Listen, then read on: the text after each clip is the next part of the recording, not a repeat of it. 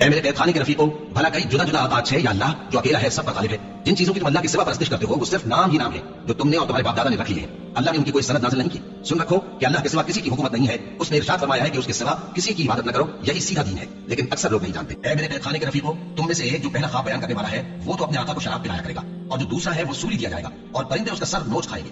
جو بات تم مجھ سے پوچھتے تھے وہ فیصل ہو چکی ہے، اور ان دونوں میں سے جس کی نسبت یوسف نے خیال کیا کہ وہ رہائی پا جائے گا، اس سے کہا کہ اپنے آقا سے میرا ذکر بھی کر دینا۔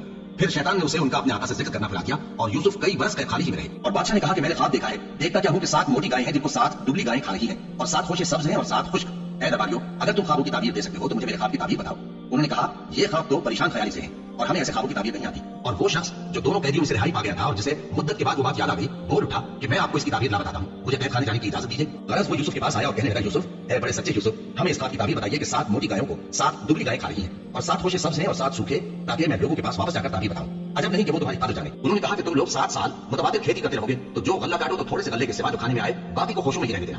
پھر اس کے بعد خشک سالی کے 7 سخت سال آئیں گے کہ جو غلہ تم نے جمع کر رکھا ہوگا وہ سب کو کھا جائیں گے، صرف وہی تھوڑا سا رہ جائے گا جو تم احتیاط سے رکھ چھوڑو گے۔ پھر اس کے بعد ایک ایسا سال آئے گا کہ خوب میل برسے گا اور لوگ اس میں رس نچوڑیں گے۔ اور یہ تعبیر سن کر بادشاہ نے حکم دیا کہ یوسف کو میرے پاس لے آؤ۔